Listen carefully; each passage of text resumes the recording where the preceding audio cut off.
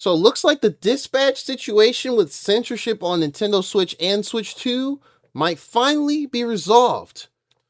But it's never that simple, is it really? What up, it's your boy Dramo. Welcome back to another video. Welcome back to the channel. And this will be the third and probably final video I make on the game Dispatch, the action kind of workplace comedy with some crude humor. Game that's been out since last year, got a lot of critical acclaim, won some awards at the Game Awards. Pretty awesome game and a great story throughout. Really captured the old Telltale games vibes of a great interactive story. But anyway, we're not here to wax sweet poetics about the game, even though I do really enjoy it.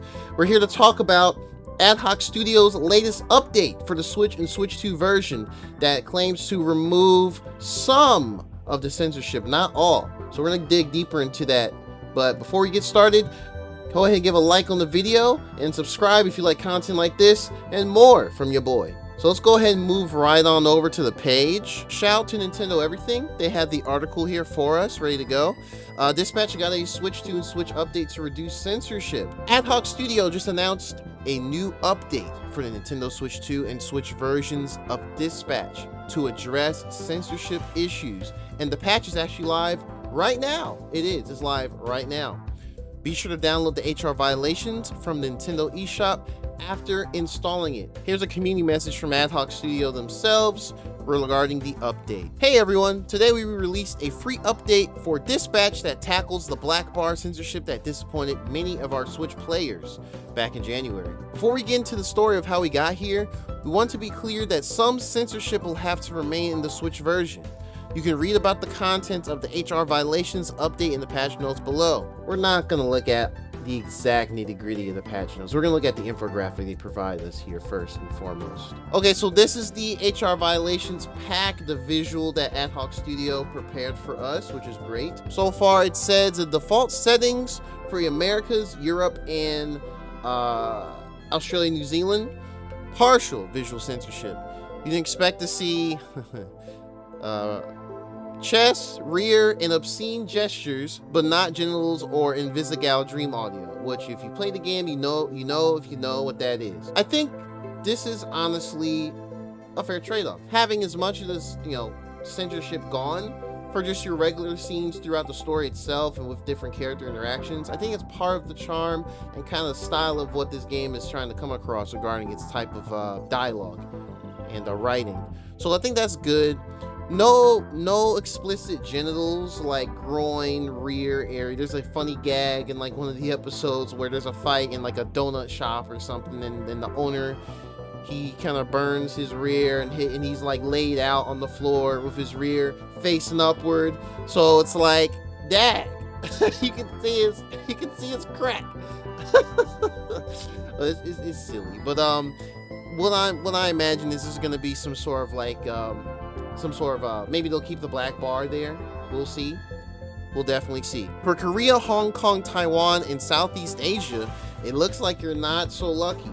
Looks like you're still getting the fully covered nudity and obscene gestures without Invisigal dream audio. And not only that, it looks like they've added some player options for the censorship. So we have Mosaic, which is our usual kind of garbled square look you see in like all sort of TV and movies. Blackout, which is the black bar, that's what it was before, over everything, straight up.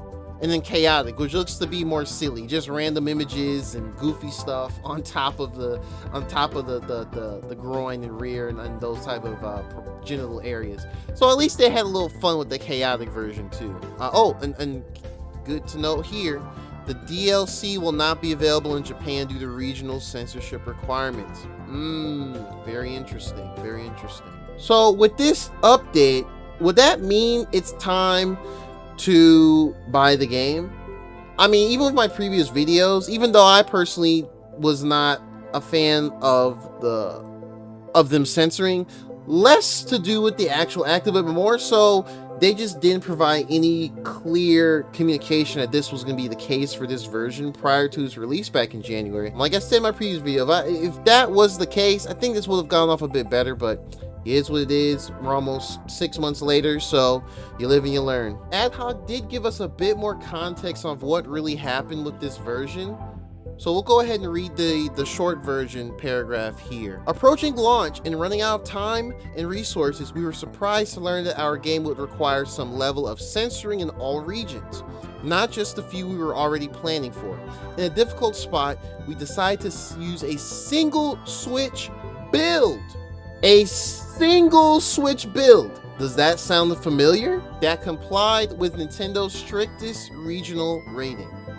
CERO-Z in Japan, basically. This led us to deliver a more censored version of Dispatch than Switch players were expecting. The censorship itself wasn't the only problem though. Those of you who wishlisted, pre-ordered, or bought Dispatch on Switch did so based on what you've seen in trailers, previews, and reviews from other platforms. The problem was we didn't make it clear enough before you spent your money that the version you were buying was materially different from that game, and for that we're truly sorry. Hey, you good, man. We all make mistakes, and I know y'all are a pretty new team of some new folks, some vets, and I'm just glad to see that, you know, you came through understanding that for us on the Switch and Switch 2 player base, we care about this sort of thing. So as I always say, just even outside of YouTubeverse, communication is key, y'all. A lot of issues can be averted if the proper expected communication occurs from both parties, and I think Adhoc did learn that here with the censorship situation on Dispatch. Ultimately, there are some hard requirements from Nintendo that we have to adhere to. Genitalia censored, Invisigal's Dream audio muted. The audio one especially stings. We know, it is what it is. However, we've confirmed that Switch players can now see all the chest, rear, and birds, aka obscene gestures, they want in North America, Europe, Australia, and New Zealand. So we did see that from the infographic earlier as well. To the people who kept engaging, kept pushing, kept playing, even when you were pissed off, you made it possible for us to get here. Not just by buying the game, but by loving the game. By swapping theories and fighting for ships and fueling the spirits of our bruised, spongy bodies with your art and cosplay.